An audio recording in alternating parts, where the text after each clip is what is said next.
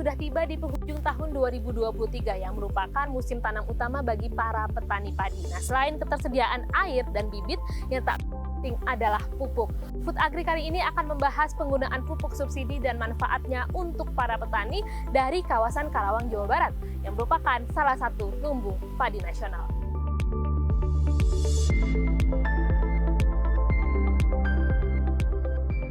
Program pupuk bersubsidi telah dimulai sejak 1969. Meski sempat terhenti selama 4 tahun, pada tahun 2003 program ini dilanjutkan kembali. Program pupuk bersubsidi ini difokuskan pada penyediaan pupuk urea dan NPK dengan pertimbangan untuk efisiensi pemupukan dengan mempertimbangkan kondisi lahan pertanian saat ini dan kandungan unsur hara makro esensial guna peningkatan produksi tanaman yang optimal. Selain itu, subsidi pupuk juga ditujukan untuk menyederhanakan rantai pasok dan penyaluran pupuk bersubsidi agar lebih efisien. Dua jenis pupuk bersubsidi baik urea maupun NPK diperuntukkan bagi 9 komoditas pertanian strategis yang berdampak terhadap inflasi, yakni padi, jagung, kedelai, cabai, bawang merah, bawang putih, tebu rakyat, kakao, dan kopi. Sesuai keputusan Menteri Pertanian Nomor 734 Tahun 2022, pada tahun 2023 harga eceran tertinggi pupuk bersubsidi dipatok Rp2.250 per kilogram untuk pupuk urea, Rp2.300 per kilogram untuk pupuk NPK, dan Rp3.300 per kilogram untuk pupuk NPK dengan formula khusus kakao. Sulit nggak Pak dapat pupuk? Sulit.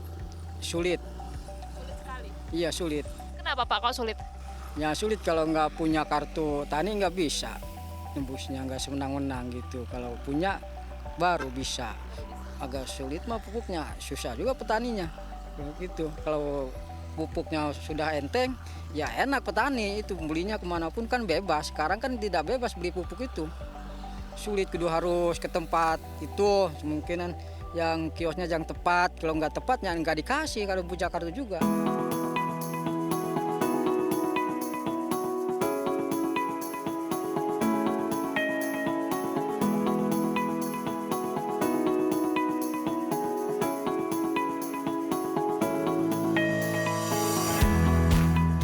Subsidi pupuk mencapai 33 triliun per tahun dan merupakan anggaran subsidi non-energi terbesar di Indonesia. Dan apakah anggaran subsidi ini sudah terasa manfaatnya oleh para petani?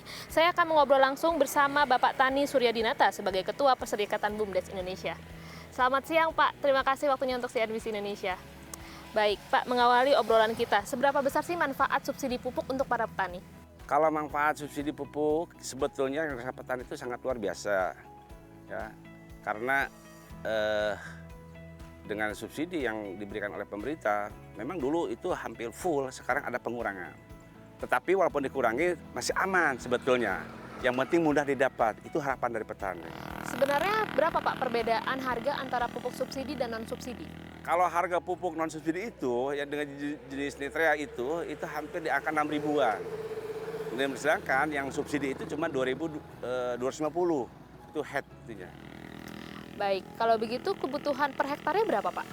Itu kalau per hektar itu pupuk urea itu 300 kilo, kalau poskanya 200 kilo.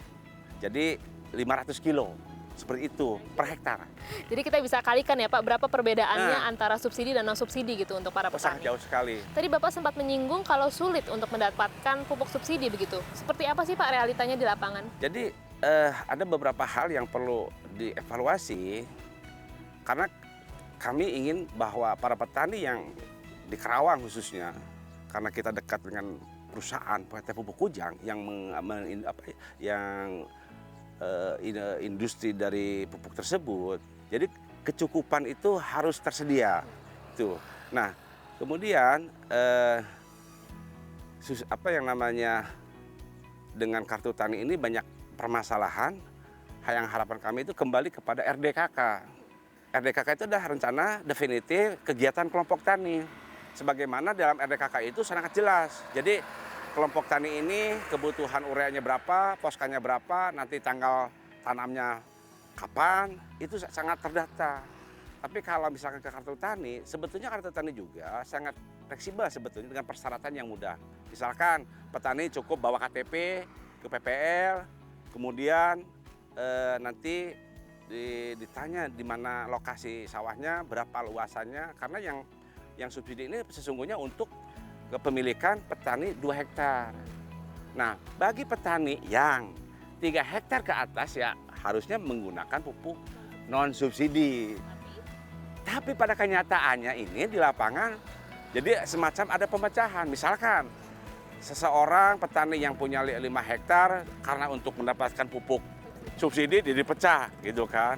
Nah, ini juga tidak bagus. Jadi agar petani di bawah ini, katakanlah petani guram ini, semua bisa menikmati kebijakan dari pemerintah.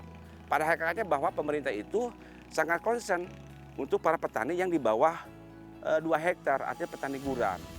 Seperti itu, Bu. Baik Pak, sekarang kan sudah memasuki akhir tahun 2023 begitu dan memasuki masa tanam bagi para petani. Apa saja Pak persiapannya selain pupuk sendiri? Nah, yang kemarin kita kan berkaca pengalaman mungkin tahun ini yang bulan-bulan yang lalu ya El Nino itu hampir di seluruh Indonesia itu kekurangan air. Nah, sehingga kita lihatlah di hamparan ini ada yang baru tandur, ada yang sudah hijau, ada yang sudah panas. Itu karena ketika ada air rebutan. Ya, ini sampai akibat kering, jadi tidak merata. Nah, ini akan mengakibatkan serangan hama.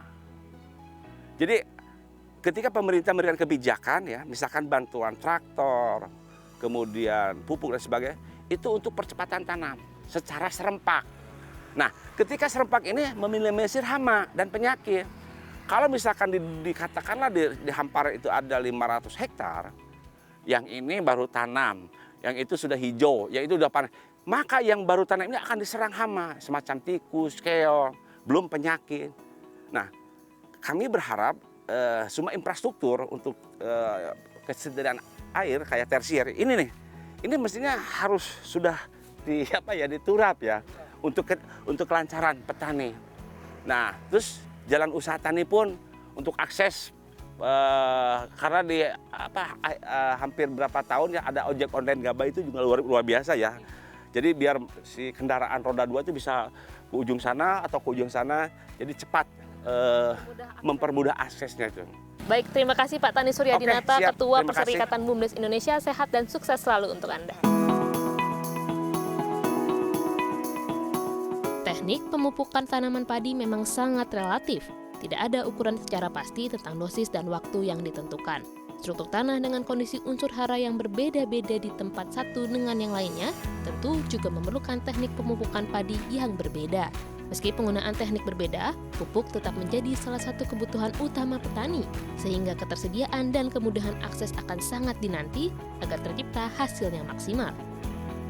Dari Karawang, Jawa Barat, Mira Rahmalia, Haryo Rianto, CNBC Indonesia.